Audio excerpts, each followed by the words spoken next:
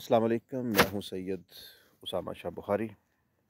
रमज़ान मुबारक के बाबरकत लम्हात, बाबरकत दिन, बाबरकत रातें बहैसियत मुसलमान हर मुसलमान की ये कोशिश होती है, ये ख्वाहिश होती है कि इसी बाबरकत महीने में अपने ज़कात, सदक़ात, खैरात किए जाएँ।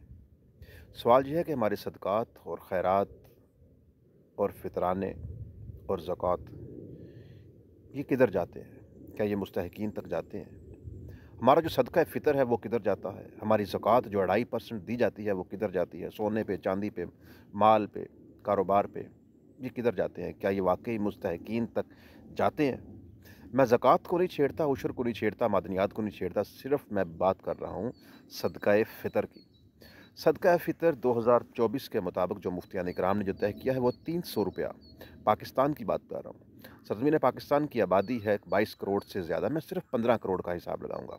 अगर 15 करोड़ अफराद अपना सदका फ़ितर अदा करें, करते ही होंगे अल्हम्दुलिल्लाह, ₹300 मल्टीप्लाई 15 करोड़, कम अज़ कम ये 45 अरब रुपया बनता है।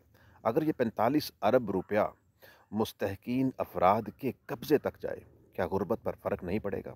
यकीनन पड़ेगा। क्या ये वाक़ई पहुँचता है? यकीनन नहीं पहुँचता।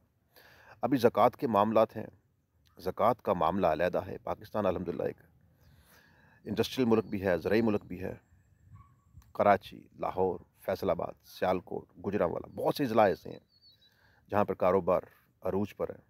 वहाँ पर के कारोबारी हज़रात ज़कात निकालते हैं। वो ज़कात किधर जाती है? उनके अलावा जो बैरून मुल्क बैठे हैं, उनकी ज़कात किधर जाती है? उनका फ़ितराना किधर जाता है? क्या ये वाक़ई मुस्तहक़ीन अफ़राद तक जाता है? जो दोस्त अहबाब मेरे बैरून ममालिक बैठे हैं, उनसे गुज़ारिश है कि आपकी आपकी जो ज़कात है, जो फ़ितराना है, जो खैरात है, कोशिश करें कि ये मुस्तहक़ीन के कब्ज़े तक पहुँचाएँ। हमारे गली में, मोहल्ले में, अज़ीज़ व अक़ारब में, गाँव में, शहरों में जो गरीब अफ़राद हैं, उन तक ये पहुँचाएँ। किसी ज़िम्मेदार अफ़राद की पाकिस्तान में ज़िम्मेदारी लगाएँ कि उन गरीब गुरबा अफ़राद के कब्ज़े तक आपके जो पैसे हैं, जो ज़कात है, खैरात है,